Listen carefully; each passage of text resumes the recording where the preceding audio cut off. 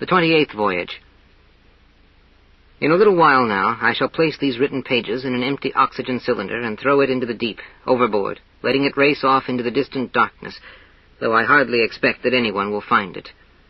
Navigare necesse est, but apparently this interminable voyage is beginning to wear down even my resistance.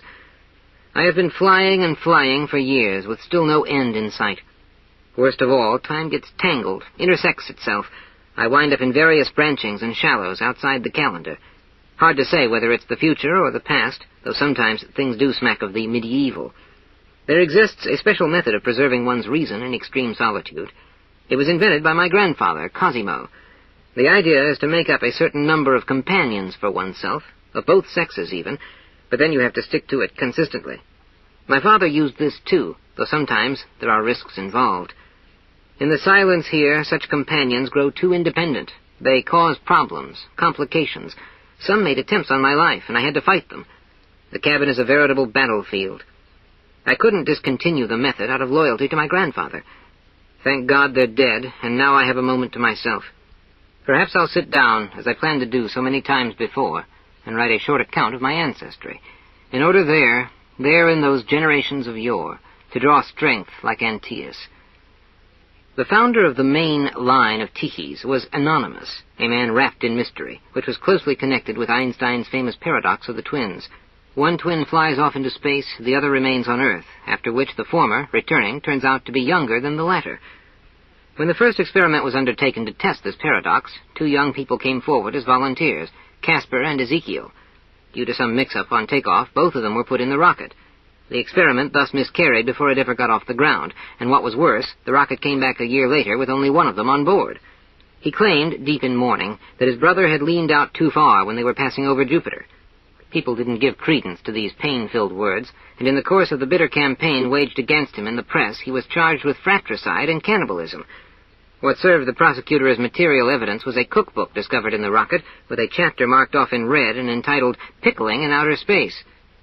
Nevertheless, a man was found, honorable and also intelligent, who consented to defend him.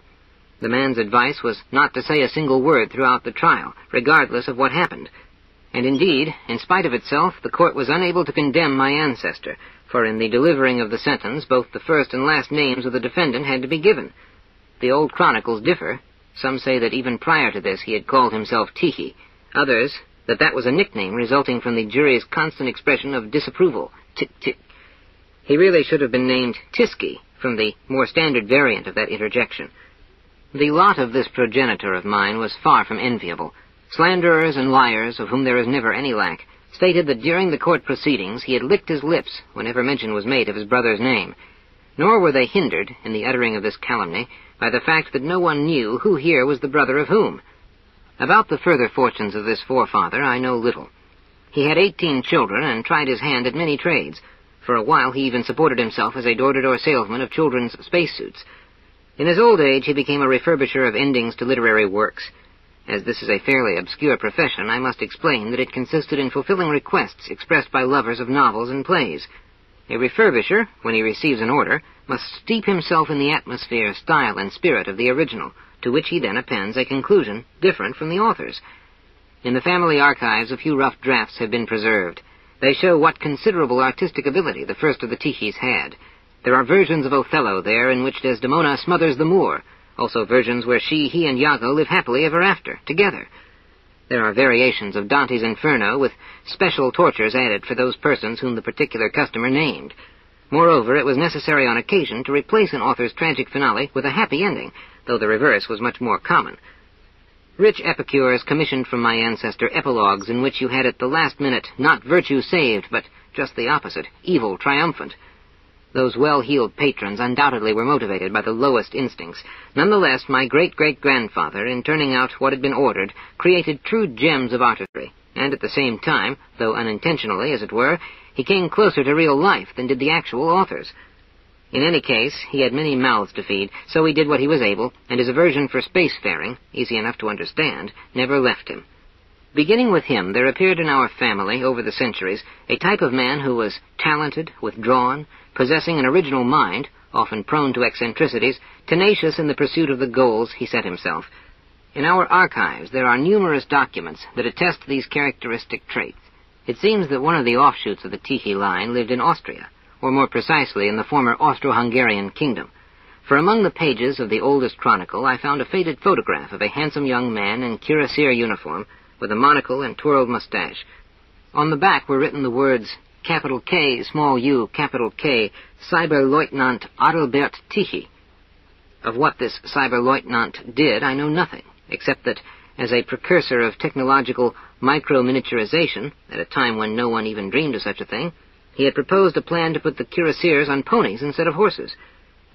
Considerably more information has come down to us about Esteban Francis Tichy, the brilliant thinker who, unhappy in his personal life, wanted to change the climate of the earth by sprinkling the polar regions with powdered soot. The blackened snow would melt, absorbing the rays of the sun, and the territories of Greenland and Antarctica, freed in this manner from the ice, were to be transformed, so wished that great-grandfather of mine, into a kind of Eden for humanity. Finding no backers for his project, he began single-handedly to accumulate supplies of soot, which led to marital discord that ended finally in divorce. His second wife, Eurydice, was the daughter of a druggist who, behind his son-in-law's back, carried the soot out of the cellar and sold it as medicinal carbon, carbo animalis. When the druggist was unmasked, Esteban Francis, wholly ignorant of all this, was also charged with dispensing fraudulent medicines and paid with the confiscation of his entire supply of soot, which had been collected in the basement of his home over a period of many years. Deeply disillusioned in his fellow man, the poor soul died before his time. The only comfort he had in the last months of his life was the sprinkling with ashes of the snow-covered vegetable garden in winter, and observing the progress of the thaw that ensued as a result of this measure. My grandfather placed a small memorial obelisk in the garden, with an inscription suited to the occasion. This grandfather, Jeremiah Tichy, is one of the most distinguished representatives of our family. He was raised in the home of his older brother, Melchior, a cyberneticist and inventor known for his piety.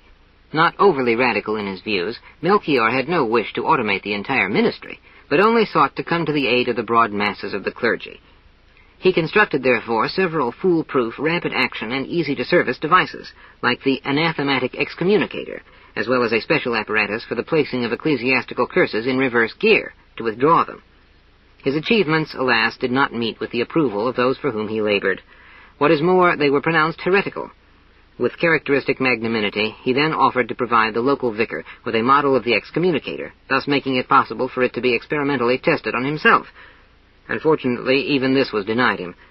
Saddened, discouraged, he resigned from further work in this direction and switched, as a constructor only, to the religions of the East. Known to this very day are the electronic Buddhist prayer wheels of his devising, particularly the high-speed models, which can do up to 18,000 prayers per minute. Jeremiah, in contrast to Melchior, had not an ounce of compromise in him. Dropping out of school, he continued his studies at home, mainly in the cellar, which was to play so great a role in his life. He was marked by a most extraordinary single-mindedness. At the age of 9, he decided to create a general theory of everything, and nothing could divert him from that goal. The tremendous difficulty he experienced, from the earliest years on, in formulating concepts, only intensified after a disastrous street accident. A steamroller flattened his head. Yet even this disability failed to keep him from philosophy. He resolved to become a Demosthenes of thought, or perhaps rather its Stevenson, for much like the inventor of the locomotive, who himself went none too fast and wanted to force steam to move the wheels, he wanted to force electricity to move ideas. People frequently have distorted this notion, saying that he called for the beating of electronic brains. His slogan, according to such defamatory sources, was supposed to have been, "Show the ENIACs who's boss." This is a malicious perversion of the idea.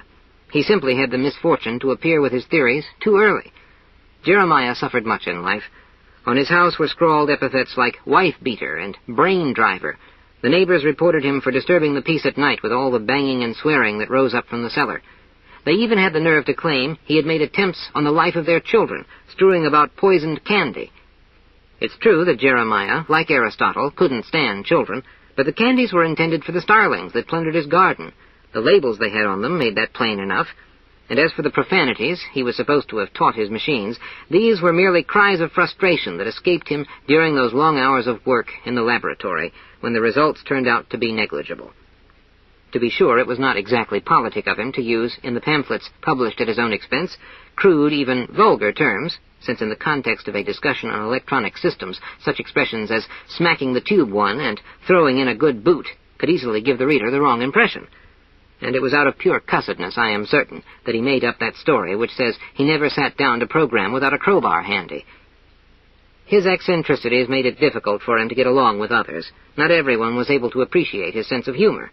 Hence that incident with the milkman and the 2 letter carriers, who would have gone insane anyway. It was undoubtedly in their heredity. The skeletons had been on wheels after all, and the burrow measured only 8 feet in depth. But then who can fathom the vagaries of genius?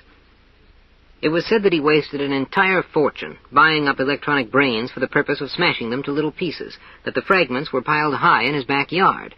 But was it his fault if the computers of the day proved unequal to the tasks he set them, being too limited and of insufficient stamina? Had they not fallen apart so easily, he would have ultimately led them to create the general theory of everything. His failure in no way discredits the basic concept. As far as his marital problems were concerned, the woman he married fell under the influence of neighbors hostile to him. They induced her to make false statements at the trial. And besides, electric shocks do develop a person's character. Jeremiah felt himself isolated, ridiculed, and ridiculed no less by narrow-minded experts like Professor Brumber, who called him an electrical delinquent, because once Jeremiah had happened to use an induction coil improperly. Brumber was a nasty, worthless individual, and yet a brief moment of justifiable anger cost Jeremiah a 4-year interruption in his scientific work. All this because success was not allotted to him. Otherwise, who would have been interested in the defects of his manner, his behavior, his style? Whoever spread gossip about the private life of a Newton or an Archimedes? Unfortunately, Jeremiah was born before his time, and for that he had to pay. Towards the end of his life, or more precisely in its decline, Jeremiah underwent a startling transformation, which totally changed his lot. Having then locked and double-locked himself up in his cellar, from which he first removed every last bit and piece of machinery, so that he remained alone between 4 bare walls, with a bed made of planks, a stool, and an old iron rail, until his death, he never left that asylum, that voluntary prison. But was it indeed a prison, and his act merely an escape from the world, a resigned withdrawal, the retreat into adversity of a hermit seeking to mortify himself? The facts clearly argue against such a supposition. It was not for quiet meditation that he lived out his days in self-imposed seclusion. Through a tiny window in the cellar door they handed him, besides crusts of bread and water, whatever objects he desired. And he desired, throughout those 16 years, always the same thing, hammers of various weights and sizes. Altogether he used up 3,219 of them, and when that great heart ceased to beat, there were found in the cellar, scattered in the corners, hundreds and hundreds of rust-eaten hammerheads, all flattened with untold effort. Moreover, day and night from the basement came the ringing sound of forging, which let up only briefly, when the voluntary prisoner fed his aching body, or when, after a short sleep, he would make notes in his diary, which lies before me now. From these one can see that his spirit hadn't changed. On the contrary, more steadfast than ever, it had focused on a new goal. "I'll fix her wagon. I'll settle her hash. A little more and her goose is cooked." Such comments, jotted down in that characteristically illegible hand of his, fill these thick notebooks covered with metal filings. Whose hash did he wish to settle? Whose goose did he hope to cook? We will never know for sure, for not once is there mentioned the name of that most mysterious and presumably most powerful adversary. I think he must have decided, in one of those sudden flashes that not infrequently visit the minds of the great, to accomplish on the highest possible level that which previously he had gone about in a much more modest way. Before, he had placed certain mechanisms in situations of duress, exhorting them to make it on their own. Now the proud old man, by his self-imprisonment, shut out the chorus of petty, sneering critics, and through that cellar door entered history. For, this is my surmise, he grappled with the most formidable opponent of all. In the 16 years of his labor, the realization never left him, not for a moment, that he was storming the very heart and core of existence, that, in short, without the least hesitation or doubt, without mercy and without respite, he was beating matter itself. But to what end did he do this? Oh, this had nothing in common with the action of that ancient monarch who ordered the sea flogged because it had swallowed up his ships. No, in this Sisyphean toil carried out with such heroism, I sense the presence of an idea that is more than simply unusual. Future generations will understand that Jeremiah hammered in the name of humanity. He wanted to drive matter to the limit, to torture it, exhaust it, pound from it its ultimate essence, and thereby triumph over it. What was supposed to have followed then? The total anarchy of defeat? An end to all physical laws? Or perhaps the rise of new laws? We do not know. Some day those who follow in Jeremiah's footsteps will find out. I would be only too glad to conclude his story on this note, but it must be added that even afterwards the scandalmongers spread the most incredible nonsense, saying that the deceased had been hiding in the cellar from his wife and creditors. That is how the world repays its gifted for their greatness. The next of whom the chronicles speak was Igor Sebastian Tichy, son of Jeremiah, an ascetic and cybermystician. With him terminates the earthly branch of our lineage, for thereafter all the descendants of Anonymous go off into the galaxy. Igor Sebastian was by nature contemplative, and for that reason only, and not because of any mental retardation which was wrongfully attributed to him, did he utter his first word at the age of 11.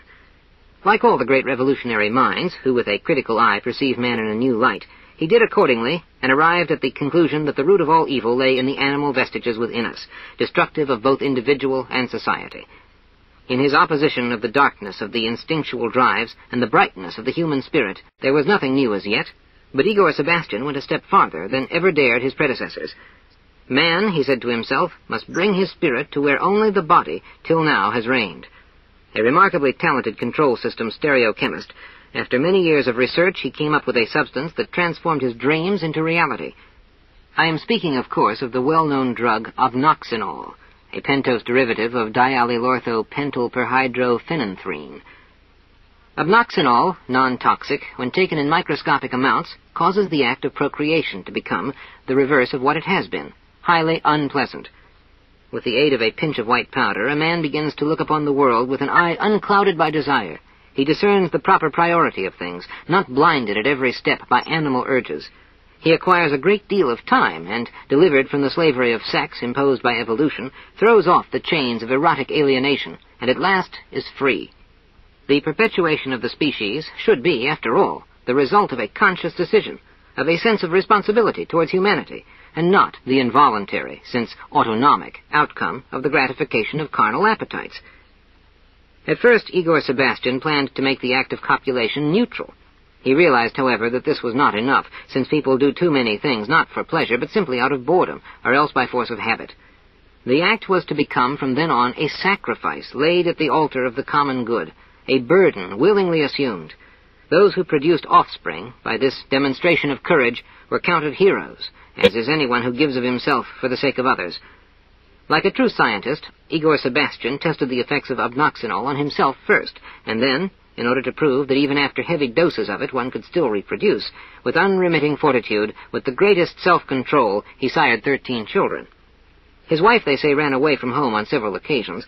There is some truth to this. However, the main reason for those domestic tiffs was, as in Jeremiah's time, the neighbors, who set that woman, none too bright to begin with, against her husband. They accused Igor Sebastian of maltreating his wife, though he explained to them many times that he wasn't tormenting her at all. It was merely the above-mentioned act, now a source of suffering, which had turned his house into a place of howls and groans. But those narrow minds only kept repeating, like parrots, that the father beat electro-brains and the son his wife. Yet this was but the prologue to the tragedy, for when, unable to find volunteers and spurred by the vision of purifying man everlastingly of lust, he put obnoxinol in all the village wells, Igor was beaten by an angry mob, then lynched most shamefully. He was not unaware of the risk he ran. He understood that the triumph of the spirit over the body would not come of its own accord. Many passages of his book, published posthumously at the expense of his family, testify to this. In it, he writes that every great idea must be backed by force, as one can see in numerous examples from history, which illustrate that the best argument in defense of a theory is the police.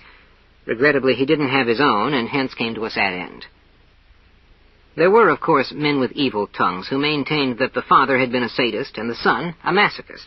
There's not a word of truth in that. I may be getting into delicate matters, but the good name of our family must be protected, kept from being dragged through the mud. Igor was no masochist. Despite his self-control, he more than once had to resort to the physical assistance of 2 devoted cousins who held him down, particularly after large doses of obnoxinol, on the marriage bed, from which, as soon as the deed was done, he fled like one scalded. The sons of Igor did not carry on their father's work. The eldest dabbled for a time in the synthesis of ectoplasm, a substance well known to spiritualists, being emanated by mediums under trance, but he failed because, so he said, the margarine which served as the starting material had contained impurities. The youngest son was the black sheep of the family. They bought him a one-way ticket to the star Mira Ceti, which not long after his arrival there went out. Of the fate of the daughters I know nothing. One of the first astronauts after the 150-year interruption, or as they were already calling them then, spacefarers, was my great-uncle, Paphnus. He owned a star ferry in one of the smaller galactic sounds and carried on his little craft innumerable travelers. He spent a quiet and uneventful life among the stars, not at all like his brother, Eusebius, who became a pirate, though true relatively late in life. A born practical joker, Eusebius had a marvelous sense of humor. The entire crew called him a card. He would rub out the stars with shoe polish and scatter tiny flashlights along the Milky Way to confuse the captains, and the rockets that went off course he fell upon and plundered. But then he would return the victims everything, order them to continue on their way, overtake them in his black cruiser, board them, and start plundering all over again. This would happen 6, even 10 times in a row. The passengers could hardly see each other for the bruises. And yet Eusebius was not a wicked man. It was only that, lying in wait for years on end at sidereal crossroads for prey, he grew terribly bored, so that when finally someone did come his way, he simply couldn't bring himself to part with them immediately upon completion of the robbery. Interplanetary buccaneering is, as you know, financially unprofitable, which no doubt accounts for the fact that it hardly exists. Eusebius Tichy did not act out of low, materialistic motives. On the contrary, he was fired by the spirit of ancient ideals, for he wanted to bring back the venerable earth tradition of piracy on the high seas, seeing in this his sacred mission. People imputed to him many vile tendencies. There were even some who called him a necrophiliac, since numerous corpses circled his ship. Nothing could be further from the truth than these loathsome slanders. In space, you can't just bury someone who meets an untimely end. The only way to dispose of the body is by chucking it out the hatch of the rocket. The fact that it doesn't leave, but goes into orbit around the bereaved rocket, is the result of Newton's laws of motion, and not of anyone's perverted inclinations. Indeed, with the passing years, the number of bodies surrounding the ship of my relative grew considerably. Maneuvering, he moved as if in an aureole of death, practically a thing out of Dürer's dances. But I repeat, this wasn't his idea, it was nature's. In the nephew of Eusebius and my cousin, Aristarch Felix Tichy, were united all the valuable talents which till now had appeared separately in our family. He was the only one also to achieve fame and a considerable fortune, through gastronomical engineering, or gastronautics, which he so brilliantly developed. The origin of this branch of technology goes back as far as the second half of the 20th century. It was known then in the crude, primitive form of rocketry cannibalization. In order to conserve material and space, ship partitions and bulkheads began to be manufactured out of laminated food concentrates, that is, various cereals, tapiocas, legumes, etc. Later, the scope of this construction enterprise was expanded to include the rocket's furniture. My cousin aptly summed up the quality of those early products when he said that on a good-tasting chair you can't sit, and one that's comfortable gives you indigestion. Aristarch Felix set about the problem in an altogether different way. Small wonder that the United Shipyards of Aldebaran named their first 3-stage rocket, hors d'oeuvres, entree, dessert, after him. Today no one looks twice at frosted Petitfort dashboards, electro-tartlets, layer cake condensers, macaroni insulation, marzipan solenoids, or cells with gingerbread and alternating currents, or even windows made of rock candy, though naturally not everyone goes in for suits of scrambled eggs or pillows of pumpkin pie and feather turnovers. They do make crumbs in bed. All this is the work of my cousin. He was the one who invented beef jerky tow lines, strudel bed sheets, soufflé quilts, as well as the semolina noodle drive. He, too, was the first to use Emmentaler in radiators. Substituting yeast for nitric acid, he came up with a fuel that made a delicious and refreshing and non-alcoholic beverage. No less ingenious are his cranberry fire extinguishers, which can quench a fire or a thirst equally well. Aristarch had imitators, too, but none of them could match him. A certain Globkins tried to put on the market, as a source of illumination, a Sacher Torte with a wick, which proved a complete fiasco, since the torte gave off little light and had a burnt taste besides. Similarly, his risotto doormats attracted few buyers, as was the case with the Halva sighting that splattered at the first touch of a meteor. Once again it had been shown that a general concept is not enough, that each and every concrete application of it must be in itself creative, as for example that idea of my cousin's, brilliant in its simplicity, to fill all the empty places in the rocket's frame with consommé, whereby wasted space was put to use, and nutritiously, too. This tiki, I think, fully deserved to be called the benefactor of cosmic navigation. Its pioneers assured us, not so long ago either, when we couldn't look at an algae hamburger or a moss and lichen stew, that that was the diet of men traveling to the stars. Bless you, cousin. A good thing that I've lived to see better times, for in my youth how very many crews there were that starved to death, adrift among the dark currents of space, their only choice being whether to draw lots or vote democratically, the simple majority deciding. He will agree with me who remembers the oppressive atmosphere of those gatherings where such distasteful matters were debated. You also had the Drop's plan, which created quite a sensation in its day, to spread throughout the entire solar system, having shipwrecks in mind, oatmeal or cream of wheat, also instant cocoa. But the thing was never adopted, first because it turned out to be too expensive, and secondly, with clouds of cocoa in the way, one couldn't see the stars to steer by. Yes, it was only rocket cannibalism that freed us from all that. And now, as I move up the genealogical tree and come to modern times and to my own beginnings, my task as family chronicler grows more and more difficult. Not merely because those ancestors of long ago, who led relatively sedentary lives, are more easily portrayed than their interstellar heirs, but also because in space one has the as yet unexplained effects of physical phenomena on blood relations. I've tried putting these documents in the proper sequence and have given it up as hopeless, so we'll simply present them in the way they come down to us. Here, then, are the speed-singed pages of the log kept by Star Captain Cosimo Tichy. Entry 116,303. So many years now without gravitation. The hourglasses don't work, the balance clocks have stopped. In the wind-ups, the mainsprings refuse to budge. For a while we tore pages off the calendar at random, but now that, too, is in the past. The last guidelines left to us are breakfast, lunch, and dinner, but the first indigestion that comes along can scotch that reckoning of time as well. I have to stop here. Someone's just entered. It's either the twins or light wave interference. Entry 116,304. Off the port bow, a planet not indicated on the maps. A little later, around tea time, a meteor. Small, thank goodness. It broke through 3 of our compartments.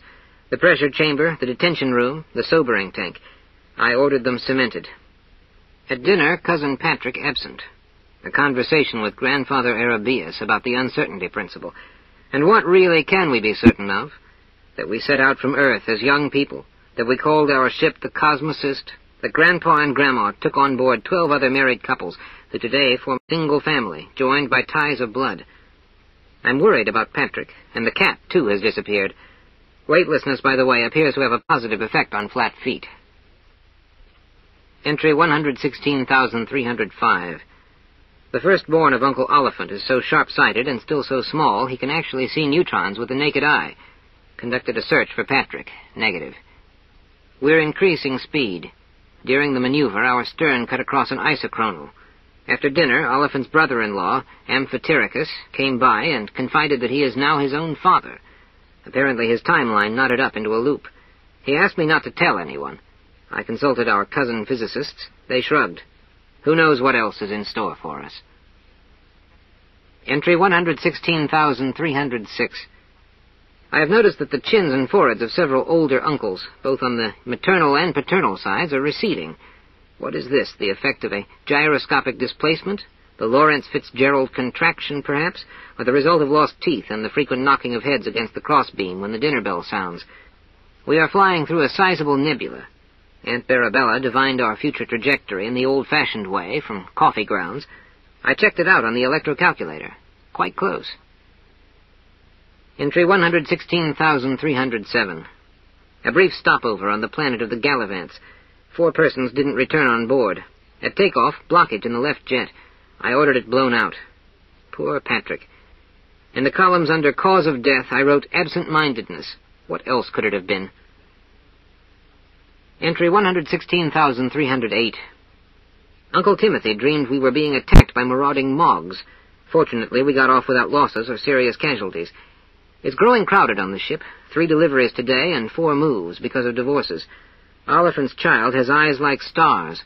In order to renovate the living quarters, I asked all the ants to step into the hibernating freezers. The only argument that worked was that in a state of reversible death, they wouldn't age. Now it's very quiet around here, very pleasant. Entry 116,309. We are approaching the speed of light. Hundreds of unknown phenomena. A new kind of elementary particle has made its appearance, squarks. Not very large, but noisy. Something peculiar is happening to my head. I remember that my father was Barnaby, but I had another named Balaton. Unless that's a lake in Albania, I must check in the encyclopedia. The ants are buckling under, quantum by quantum, yet still gamely knitting away. Bad smell on the third deck. Oliphant's child doesn't crawl now, it only flies, making use of the recoil from front and back discharges alternately. Amazing, the organism's capacity for adaptation. Entry 116,310. I was at the laboratory of Cousin Josiah and his wife. The work there never stops. My cousin says that the highest stage of gastronautics will be furniture not only edible, but alive as well. That kind will not spoil. You won't have to keep it until using in the icebox. Fine, but who is going to raise a hand to butcher a living armchair? They don't exist yet, but Josiah claims it won't be long before he's treating us to jellied chair's feet. On the way back to the control room, I thought and thought, his words still in my ears. He had spoken of living rockets of the future. Will it be possible to have a child by such a rocket? What strange ideas I'm having lately. Entry 116,311. Grandfather Arabius complains that his left leg is headed for the North Star and his right for the Southern Cross. Besides that, I think he's up to something. He goes around on all fours constantly. I'd better keep an eye on him. Balthazar, Josiah's brother, disappeared. Particle dispersion? While looking for him, I discovered that the atom room was full of dust. Hadn't been swept in years. I removed Bartholomew, the room sweep, from his post and appointed his brother-in-law, Titus. That evening, in the parlor, right in the middle of Aunt Melanie's performance, Grandpa suddenly blew up. I ordered him cemented. That was pure reflex on my part. However, I let the order stand so as not to call into question the captain's authority. I miss Grandpa. What was it, anger or energy conversion? He was always on edge. During my watch, I got this craving for meat, ate a little veal from the freezer. Yesterday it turned out that the piece of paper with our destination on it is missing. A pity, too, seeing as how we've been traveling now some 36 years. The veal, oddly enough, was full of buckshot. Since when are calves gone after with shotguns? A meteor flying by, with someone sitting on it. Bartholomew was the first to notice. For the time being, I pretend not to see this. Entry 116,312. Cousin Bruno says that wasn't the freezer, but the hibernator. He'd switched the signs as a joke. Also, it wasn't buckshot, it was beads. I hit the ceiling. At zero gravity, you have to watch your temper. No foot stamping, no table pounding. I'm sorry I ever took to the stars. I sent Bruno aft, gave him the worst detail, untangling the trawl. Entry 116,313. The universe is picking us off, one by one. Yesterday, part of the poop deck went, and with it all the toilets. Uncle Ralph was back there at the time. Helplessly, I looked on as he faded into the darkness, and the unwinding rolls of paper fluttered pathetically in space. A veritable Laocoon among the stars. What a misfortune. The one on the meteor, no relation to us, a total stranger. He flies, sitting straddled. Most unusual. Rumors have reached me that a number of people are sneaking off the ship. It does seem emptier somehow. Could this be true? Entry 116,314. Cousin Roland, who does our bookkeeping, certainly has his hands full. Yesterday he was in my cabin trying his best to add up our maiden tonnage with an Einsteinian correction for deflowerment. While writing, he suddenly raised his head, looked at me, and said, "Human, the sound of it." The idea floored me. Uncle Oliphant has finished his robot theology and now is working on a new system. It includes special fasts, hunger strikes to indicate the hour. Grandfather Arabius bothers me. He's taken to punning. One who steals other people's puns at gunpoint, he told me, is a pundit, and a tadpole, that's the male offspring of a magnet. Little Shaver, the one who flits about by jet propulsion and says F instead of P, flanet instead of planet, but on the other hand, flannel underwear, threw the cat, only now does it come to light, into the tank of caustic soda, which absorbs our carbon dioxide. Poor puss decomposed into sodium bichitinate. Entry 116,315. Today at my doorstep I find an infant, male, the following card pinned to its diaper. This is yours. Can't figure it out. An accident, perhaps? For its crib I'm using a desk drawer padded with old documents. Entry 116,316. By now, countless socks and handkerchiefs lost in the universe, and time is breaking down completely. At breakfast, I noticed that both grandparents were a lot younger than myself. There have been instances, too, of avuncular cancellation. I ordered a family balance sheet drawn up. The hibernators were opened. I unfroze everyone. Many of the ants had colds, coughs, blue noses, and swollen red ears. A few through convulsions. I stood by helplessly. Strangest of all, among the resuscitated was a calf. On the other hand, no sign of Aunt Matilda. Can it be that Bruno really wasn't joking? I mean, when he said that he was? Entry 116,317. There's a closet in the hallway to the atom room. As I was sitting there, the amusing thought came to me that perhaps we never even blasted off, and we're still on Earth. But no, there's no gravity after all. That is reassuring. Still, I checked to see what I was holding in my hand. A hammer. It's possible my name is really Jeremiah. I pounded away at some bar and felt awfully queer. One must accustom oneself, however. The Pauli exclusion principle, that any particular person can be occupied by only one personality at a time, is far behind us now. It might seem like a kind of family round-robin, but out here in the universe it's not uncommon for several women to give birth in turn to the same child. That applies to the fathers, too, due to the tremendous speed. Little Shaver, recently so tiny, yet today in the dining room, when we both reached for the marmalade and knocked our heads together, he threw me clear to the ceiling. Tangled, twisted, and knotted though it be, yet how the time does fly. Entry 116,318. Today Arabias told me he'd always secretly hoped the stars and rockets had one side only, the side facing us, their backs being nothing but dust-covered easels and ropes. This is the reason he flew to the stars. He also informed me that some of the women have been depositing in the laundry baskets not only laundry, but according to him, their eggs, presumably a sign of galloping regression in the evolutionary sense. It must be uncomfortable for him, craning his neck up at me like that from his all-fours. Particularly disturbing is his younger brother. 8 years now he's been standing in my vestibule, holding out his index fingers. The beginnings of catatonia? First without thinking, then later out of habit, I started hanging up my hat and coat on him. Well, at least he's made something useful of himself. Entry 116,319. The place is thinning out. Diffraction? Sublimation? Or is it simply that they're all shifting because of the Doppler effect into the infrared? Today I went hallooing up and down the main deck, and no one showed himself, except for Aunt Clotilda, with her knitting needles and an unfinished mitten. I went down to the laboratory. Cousins Marmaduke and Alaric, in order to trace the paths of the squawks, were pulling the tails of mice and stepping on chickens. Alaric says that in our particular situation, tea leaves are much more reliable than cloud chambers. Yet why, after making the necessary calculations, did he do that rain dance? I don't understand, but am afraid to ask. Great Uncle Herman is gone. Entry 116,320. Great Uncle Herman has turned up. Every 2 minutes he appears with a regularity worthy of a better cause, off the port side. Through the skylight you can see him reach the zenith, whereupon he sinks to starboard. Hasn't changed a bit, even in that orbit of eternal rest. But who pushed him out, and when? A terrible thought. Entry 116,321. Uncle is so regular you could set a stopwatch by his risings and his settings. Odder yet, he has begun to sound the hours. This is beyond me. Entry 116,322. It's simple. His feet scrape the surface of the hull at the lowest point of orbit, and the tips of his soles, or heels, skip along the heads of the rivets on the armor plating. Today, after breakfast, he chimed 13. Accident or omen? The stranger on the Meteor has moved off some. He continues to accompany us. I sat at my desk today to write, and the chair said to me, "What a strange world this is." I thought at first that Uncle Josiah had finally succeeded, but it was just Grandfather Arabias. He told me that he's an invariant, that is, one for whom nothing matters, so I can keep my seat. Hallooed today for an entire hour on the gangway and upper deck. Not a soul.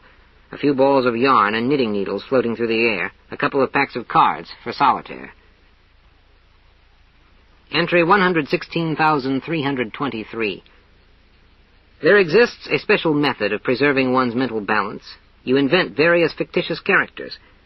Can it be that I have already been doing this for quite some time in a subconscious way? I sit on the stubbornly silent Arabias, with a puling infant in my drawer. I've named him Eon, and feed him from a bottle, wondering where in the world I'm going to find a wife for him. There's time yet, I suppose, but under these circumstances you can never tell. I'm sitting here and flying. Those are the last words of my father recorded in the diary, the rest of the pages missing. And I, too, am sitting in the rocket and reading about how someone else, that is, he, was sitting in the rocket and flying. And so he sat and he flew, and I likewise sit and fly. Who then is the one really doing the sitting and the flying? Is it possible that I'm not even here? But a ship's log can't very well read itself. So I do exist, yes, because I read it.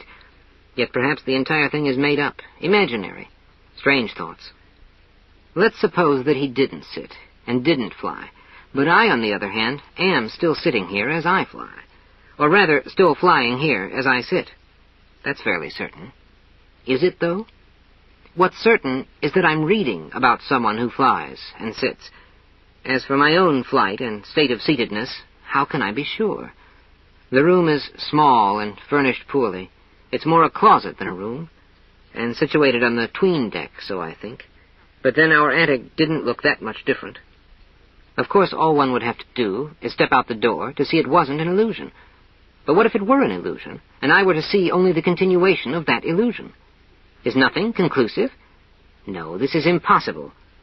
For if it were the case that I was not flying and not sitting, but only reading that he was flying and sitting, and if at the same time he really wasn't flying either, that would mean that I, in my illusion, was aware of his illusion, or in other words, that it seemed to me that it seemed to him. Or could that which seems to me also be what seemingly was seeming to him? An illusion inside an illusion inside an illusion. Let's assume that that is true, except he also wrote about the one sitting astride the meteor. Now that presents a problem. You see, it seems to me that it seemed to him that this other was astride a meteor. But if it only seemed to that other as well, then nothing can be said either way. My head has started throbbing, and once again, like yesterday, like the day before, I find I have to think of bishops and blue noses, eyes like bachelor's buttons, the blue Danube, and veal cordon bleu. Why? And I know that when at midnight I add acceleration, I'll be thinking about scrambled eggs, no, fried, and with big yolks, also about carrots, honey, and the feet of my Aunt Mary, exactly as in the middle of every night. Ah, but of course! This must be the effect of thought shifts, sometimes towards the ultraviolet, and sometimes, through the yellow bands, in the direction of the infrared. In other words, a psychological Doppler effect. Very important, for that would be proof that I was flying. Proof by motion. Demonstratio ex motu, as the schoolman said. So then I really am flying. Yes. But anyone can think of eggs, feet, and bishops. It's not a proof at all. It's only an assumption. What then remains? Solipsism? I alone exist and am flying nowhere? But that would mean that anonymous Tichy didn't exist, nor Jeremiah, nor Igor, Esteban, nor Cosimo, that there had been no Barnaby, Eusebius, no Cosmosist, that I never lay in the drawer of my father's desk, and that he, seated upon grandfather Arabius, never flew. Now that is impossible. What? I am supposed to have spun all those persons, all that family history, out of nothing?